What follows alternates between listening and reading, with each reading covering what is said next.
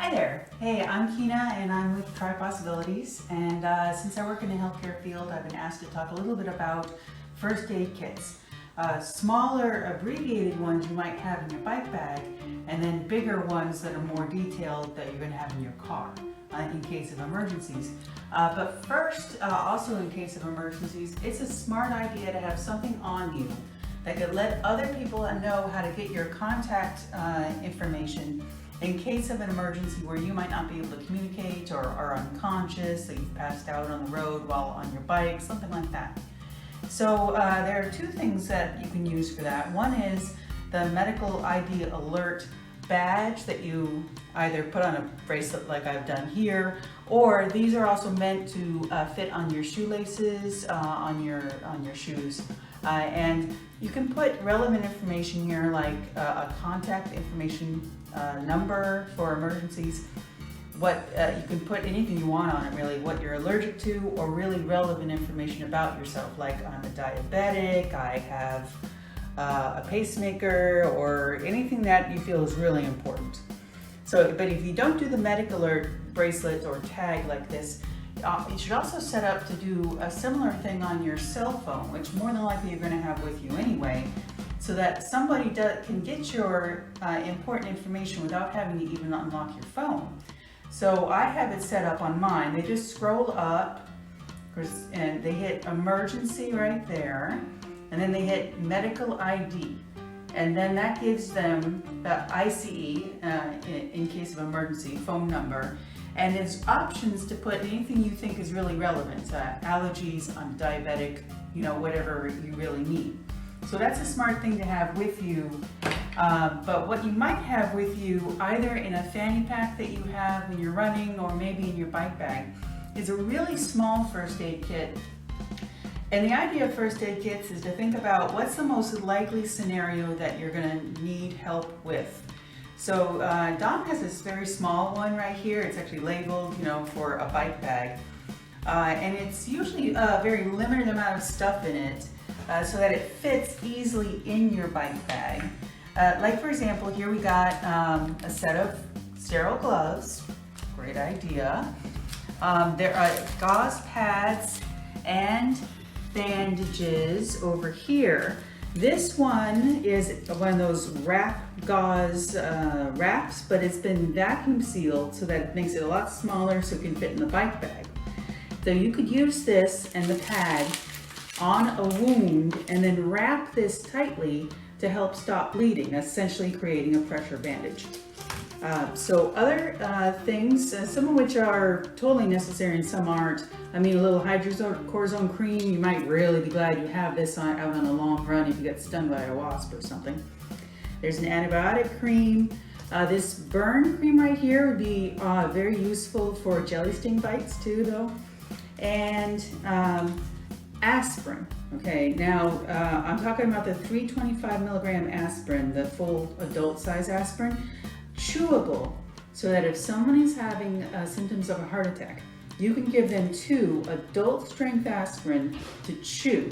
Now the point of the chew is that it gets absorbed faster, and you are supposed to give the full strength aspirin at the immediate onset of a heart attack, and it can help save their life later on. Just to be clear though, aspirin is for symptoms of a heart attack, not for symptoms of a stroke.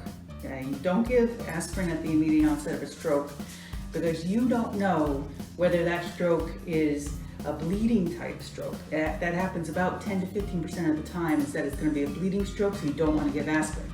You just call 911, give them to the emergency room right away. Don't give them anything. So there's just like a single dose worth of aspirin in the small bag. You can carry more in the big bag that you have in your car. And also, there's actually 2 of these in this pack, Benadryl or diphenylhydramine, which is for when somebody's having an acute allergic reaction. Now, I don't mean just like seasonal allergies. I mean they've eaten something or been stung by something and are having breathing difficulties, or they know that they're going to have breathing difficulties, like if they get stung by a bee or something.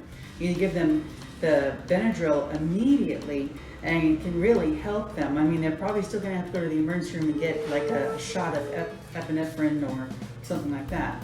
But this could be, some Benadryl could be really helpful for acute allergic reactions. So that's the small pack. Now onto the bigger pack where you can carry a lot more stuff. Now in Dom's truck, he has one that fits in this container right here and carries a lot more stuff. So a much bigger package of sterile gloves, okay?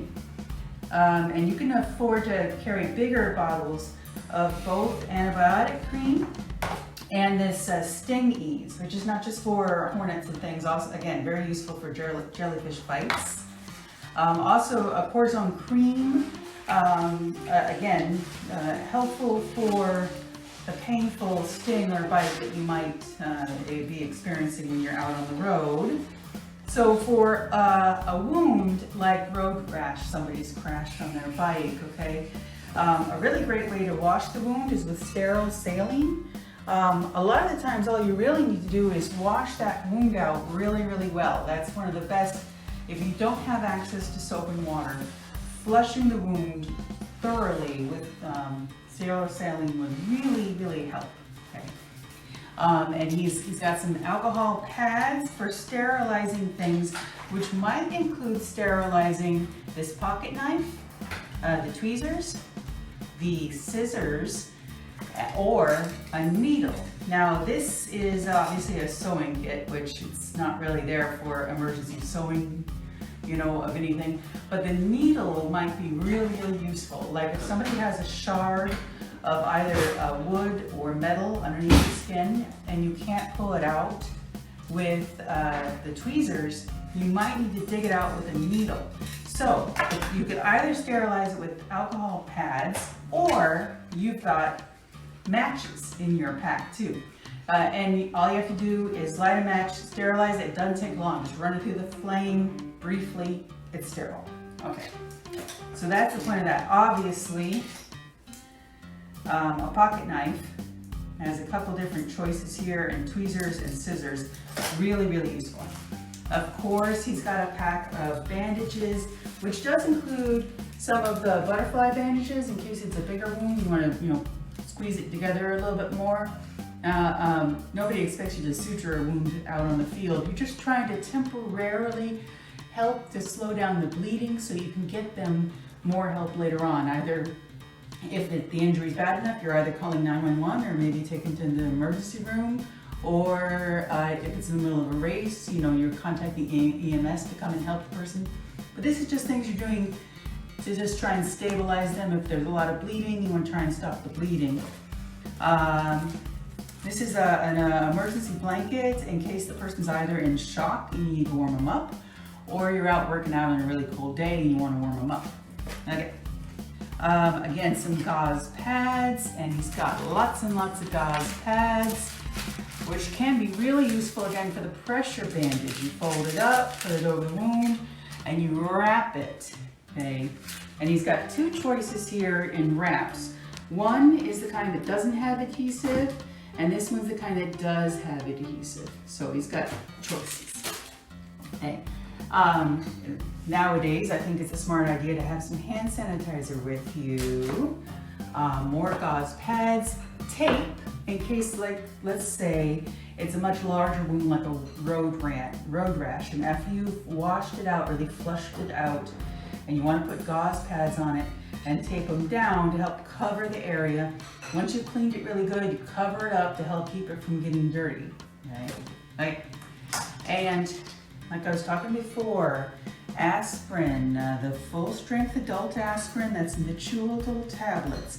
This is way more important in terms of what's a likely medical emergency. Is someone else is going to be having symptoms of a heart attack. You want to be prepared for that.